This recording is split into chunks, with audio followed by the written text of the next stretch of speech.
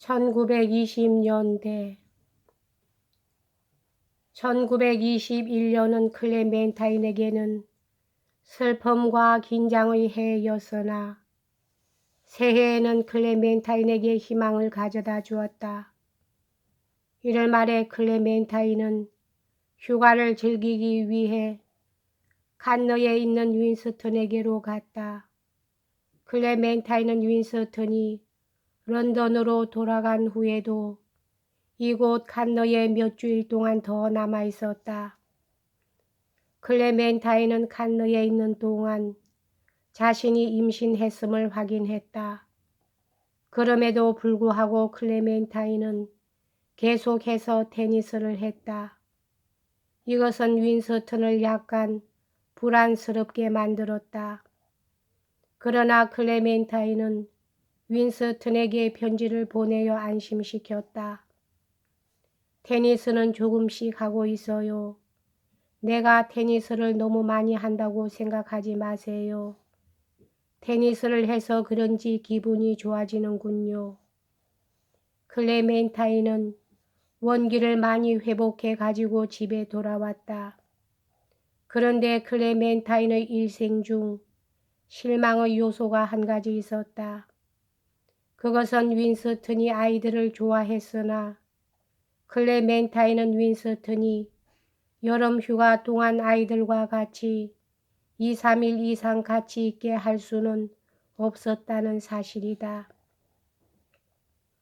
하지만 그것은 이해할 만한 일이었다. 윈스턴은 이제 그림을 그리는 것에서 커다란 기쁨을 찾았기 때문에 그는 해가 계속 밝게 비치는 좋은 장소에 마음이 쏠리고 있었다. 그러나 클레멘타인은 아이들에게도 재미있고 윈스턴이 머물러 있기에 적당하고 만족스러운 곳을 찾으려고 애썼다. 이러한 목적을 위해서 클레멘타인은 1920년 여름 휴가 동안에 럭비 학교의 교사 하나를 얻었다. 럭비 학교는 윈버른 시골 별장 가까이에 있었다. 클레멘타인은 윈스턴이 아이들과 같이 이곳에 머무르면서 사촌들과 함께 폴로를 하면서 기분 전환을 하게 하려는 것이었다.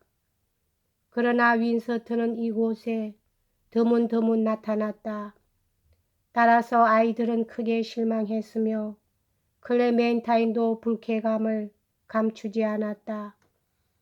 그러나 1922년 여름의 휴가 계획은 모든 사람에게 만족스럽게 배려되었다.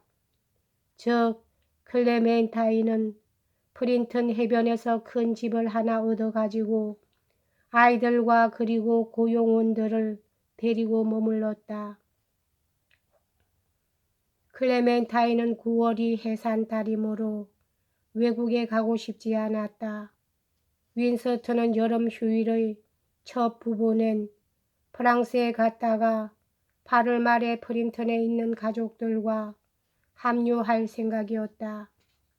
한편 프린턴에서 클레멘타인은 아주 만족하게 휴일을 보내고 있었다.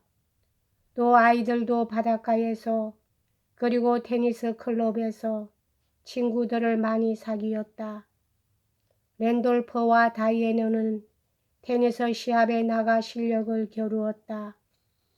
이 휴가는 너무나 성공적이었기 때문에 클레멘타인은 윈스턴에게 이곳에다 집을 한 채 사자는 제의의 편지를 써보냈다.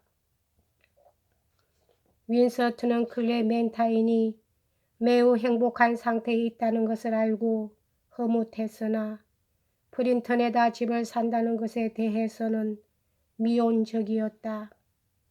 클레멘타인과 윈스턴은 새로 태어날 아기에 대해서 생각을 했다. 그러나 이러한 생각은 그 사랑스러운 메리 고울드에 대한 추억과 고통스럽게 얽혀 있었다. 메리 고울드가 앓다가 죽은 것도 이 무렵이었다.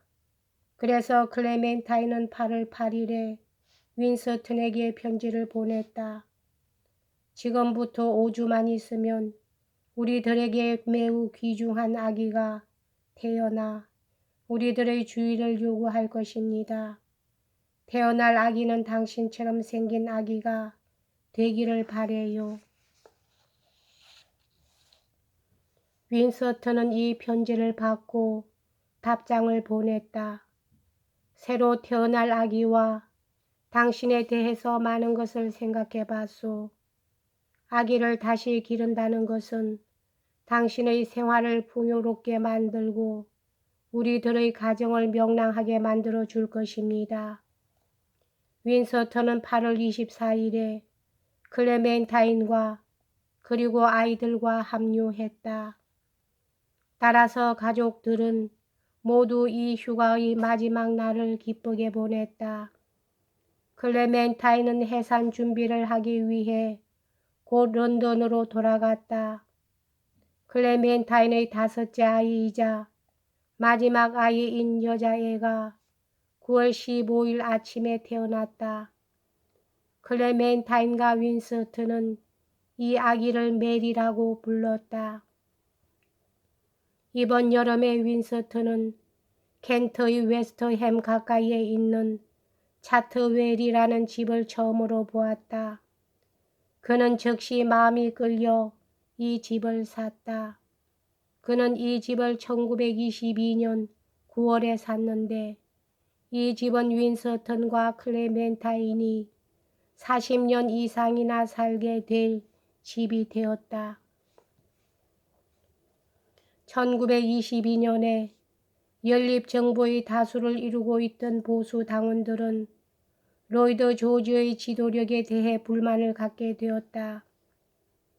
그리하여 10월 17일에는 보수 당원들은 연립정부로부터 탈퇴할 것을 표결에 붙였다. 따라서 보수당 정부가 수립되었고 이와 함께 총선거가 실시되었다.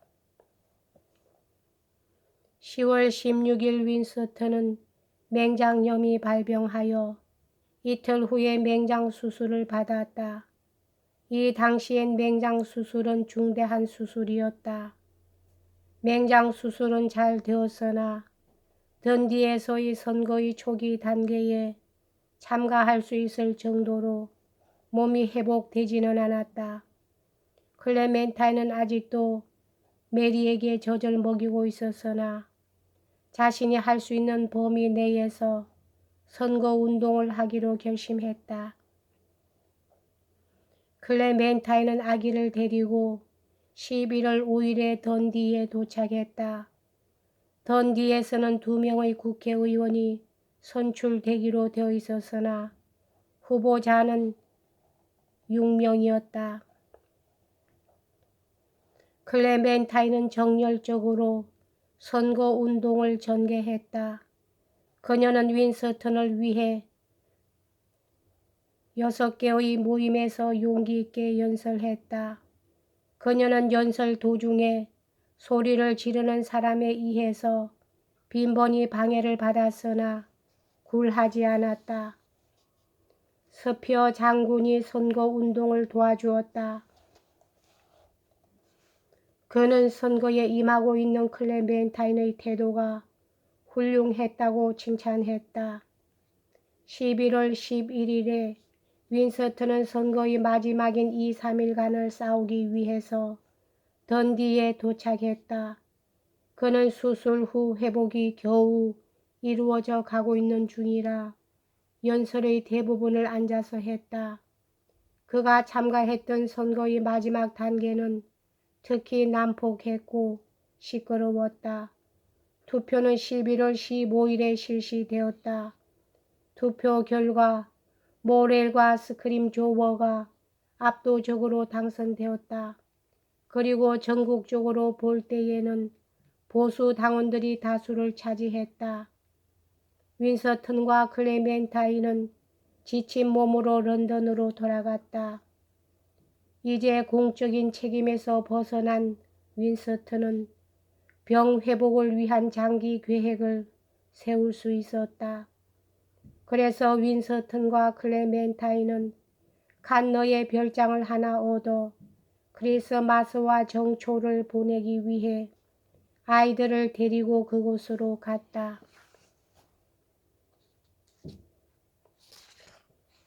여기까지 하겠습니다.